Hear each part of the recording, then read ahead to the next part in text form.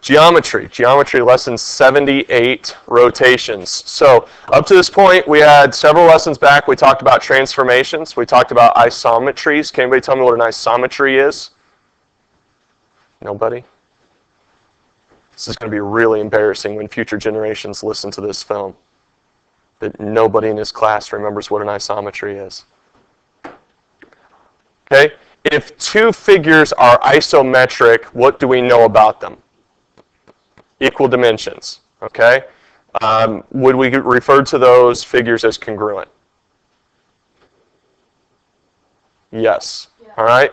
Darian Eckert got the question right. Future generations will one day listen to this and say, hey, Darian Eckert was the man whenever it came to isometric questions. Okay? All right. So rotations, when we talk about rotations is another one of those isometric transformations. Can anybody name a different type of transformation that's also isometric? It's really quiet in here. Translation, there we go. Translation, can we tell me another one? Reflection. So translation, reflection, and our third one is rotation. Dilation, by its very nature, is not isometric. So a rotation is a transformation about a point. When we talked about translations, what we needed to know when we translated something is which direction and how far, right? How far are we going left or right? How far are we going up or down? When we talked about reflection, we needed, first and foremost, we needed to know what our line of reflection was. Rotation includes the most needed amount of information to be able to do a rotation correctly. Because the first thing I need to know is, what am I rotating it around? Okay, for instance, when we talk about the solar system, do our planets rotate? Okay, but do we rotate around Neptune? No.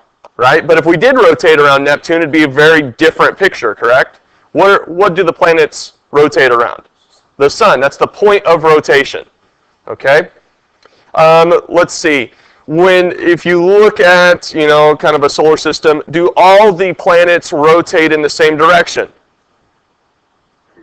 Yeah. I don't know if I guess if you were underneath or above, it would change whether or not it was clockwise or counterclockwise, because we live in three-dimensional space. But for the most part, I believe that they kind of show it going counterclockwise around. Okay?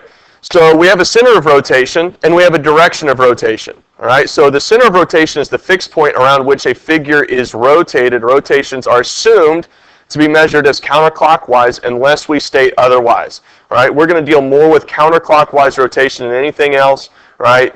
So that we are staying consistent. So if they tell me it's counterclockwise, fine, we can do that. But for today, assume that everything is going counterclockwise unless they state clockwise. So I know that, you think about a clock, everything should just be a matter of going clockwise, but in math, we do the opposite of that. Okay? So, all right, we'll move on from here. Rotations. Rotation is an isometry, meaning that the pre-image and its rotated image are the same size and shape. The only thing that's changing here is its orientation. Okay? It's orientation. So we do have rotation rules, and these are the things that I really want you to write down, because this is going to make your life a lot easier. You don't have to create these rules. You don't have to figure these rules out. We don't have to solve for these. These are rules that we have. Now, all of these are consistent with going counterclockwise about the origin. Okay? These three rules don't work for another given point. Okay? So if I pick the very center of this room that we're standing in, right, and I said that this is the origin, then we would have a rule for where you are, and if I said I want you to rotate 90 degrees about this origin, our coordinates are going to do this. Supposing that our coordinates are both positive, x and y, what I'm going to get, so somebody give me, somebody give me a set of coordinates. 3, 6. All right, and I want to know, where is 3, 6 going to wind up if I rotate it 90 degrees about the origin? It is going to become -6, 3. All right? I want you to understand how this notation works. The x and the y switch places, but the y, the former y, becomes negative. Okay, so that's an example. This is an example of how this would work. So what I'm going to use is I'm going to use the same numbers throughout here, okay, just so that we see how they work. If we want to rotate something 180 degrees, let's say that we're starting from 3, 6 again, okay, and my rule is negative x, negative y, all right, then I should get negative 3, negative 6, okay. I'm going to keep the same order with my x and my y, but I'm going to change the sign. So if this had been negative 3, negative 6, what would it have become over here?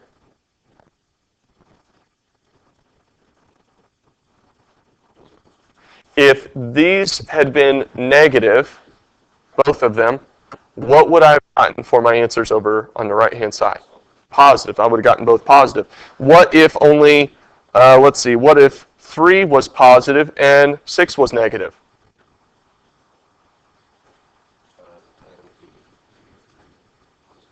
Negative 3, positive 6. Okay? Because you'll get that. You'll get questions like that. Okay? Does everybody so far understand how this notation works? Okay? All right. And then we can rotate something a full 270 degrees about the origin. Okay? Well, let's not do that. Let's do our 3, 6. Okay? So if xy becomes y negative x, how would I rewrite, or where would I wind up at if I rotated 3, 6, 270 degrees about the origin? 6, negative 3. Okay? Now, I'm going to tell you something else. This isn't in this lesson. I hope it doesn't confuse you. But let's see. Let's look at this here for a second.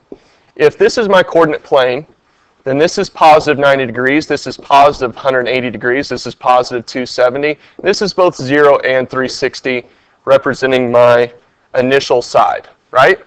We follow that so far? And this is considering that I'm going counterclockwise. Counterclockwise. But if I go clockwise, 270 is the same as negative 90 degrees. This is negative 180 degrees, and this is negative 270 degrees. So what I want you to understand is that 90 degrees is the same as rotating something negative 270 degrees. So if we said, what's the rule for rotating something negative 270 degrees? It's the same as if I'd rotated it 90 degrees. You with me? Now, positive 180 and negative 180 are at the exact same location, so does the rule change? No. Negative 180 and positive 180 have the exact same rule of rotation. Okay, the exact same notation. And so what would I use if I wanted to rotate something negative 90 degrees? I would use the 270 degree notation. Okay? How many of you are iffy on this? Okay? Did you write it down? Wrote it down. Okay. That's all I need so far, because we'll refer back to your notes. So I might call on you, Audrey, and say, hey, what's my notation map for rotating it counterclockwise 270 degrees? And you're going to say, xy becomes y negative x. Okay? All right, we're good there? Now, that's all about the origin.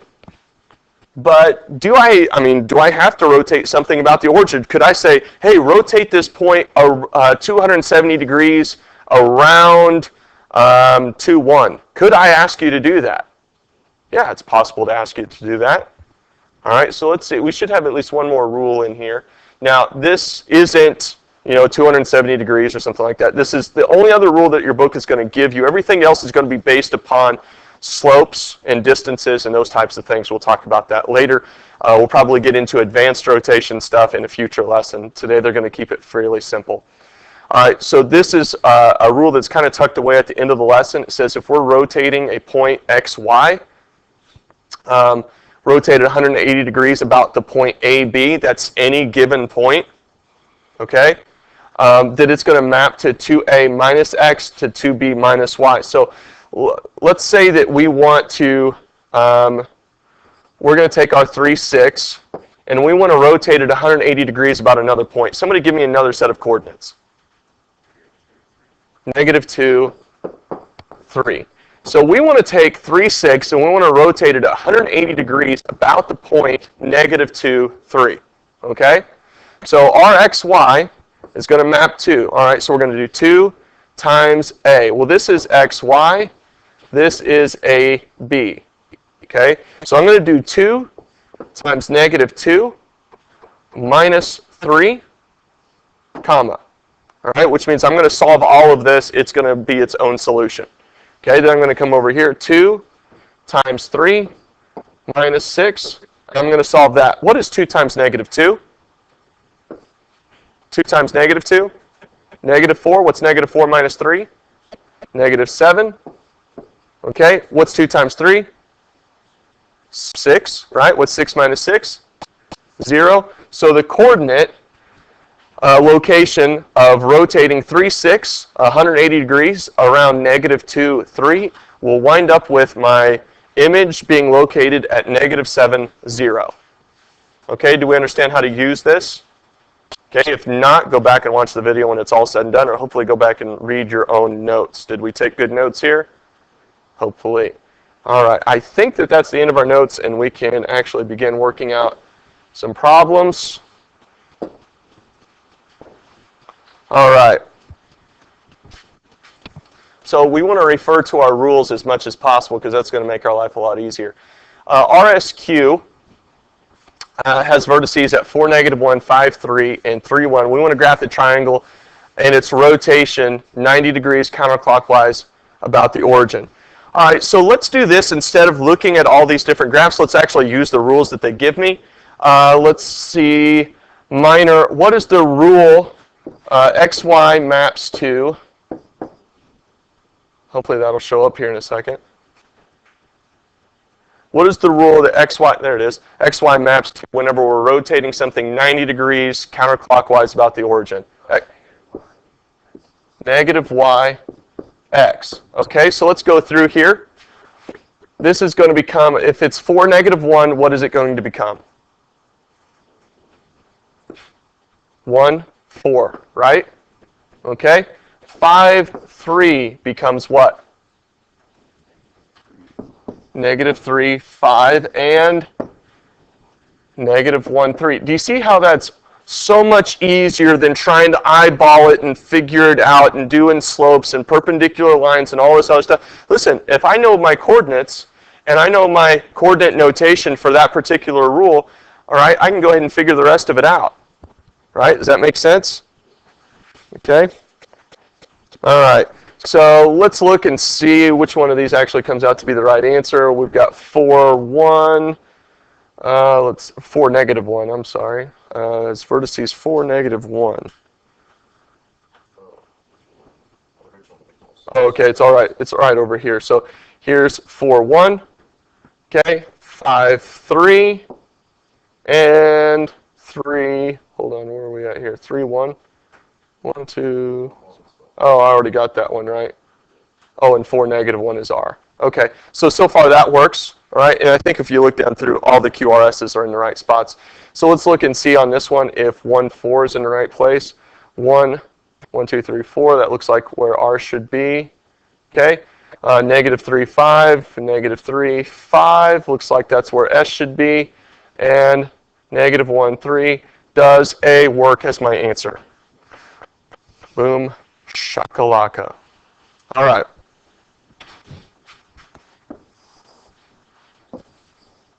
Okay, when we have rules for things, that typically means we can take something that looks difficult and make it a lot easier.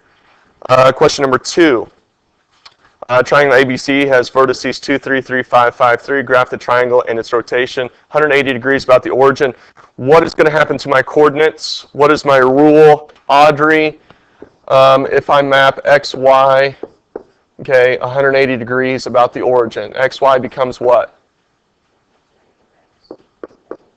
Negative Y. So help me out here. If it's 2, 3, what is that going to become? Negative 2. Negative 3. Perfect. All right. 3, 5 becomes somebody else. Mariah?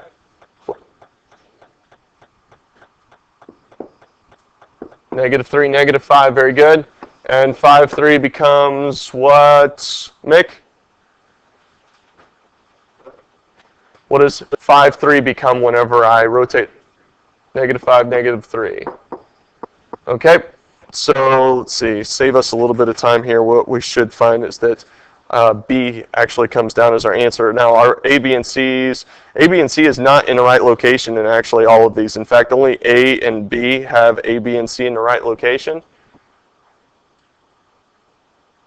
And one of the things that's kind of easy to know about 180 degrees is that all of my points, whenever I draw my pre-image to my image, it should draw a perfect line directly through the origin. So that's kind of a good test.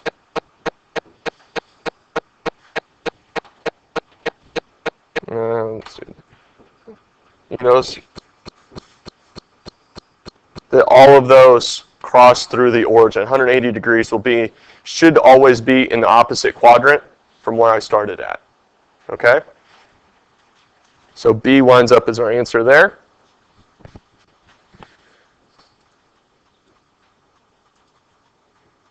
Okay, 3. Triangle DEF has vertices -1, -8, -7, -5, and -8, -7. What would the coordinates of E prime be if DEF were rotated 180 degrees about the origin? We should already know our rule because Audrey just gave it to us. We don't need D and E, we just need to find F. What are going to be the new coordinates of F? Aaron. Should be 8, 7. Why do I not have that listed as an option? Oh, because it said E and I said F. I'm sorry, E. What would be the new coordinates of E? 7, 5. +7, +5. We get D right there. I have to actually ask the right question. You did give me the right answer, though. Okay, under a rotation about the origin, the point -2, -6 is mapped to the point 2, 6. What is the measure in degrees of the angle of rotation? What's going to take me from -2, -6 to 2, 6? I get 180 degrees rotation, right, in either direction, okay? All right, so 180 degrees. Let's see. I think that at this point, rotate the point, kind of clockwise about there. I feel pretty confident with where you guys are at this point. You guys feel confident enough to get started with the homework, right? You guys know all your notations for all your rotations, so I think we're good there. I don't think I need to hit the rest. We will stop. I'll walk around the room if you have questions.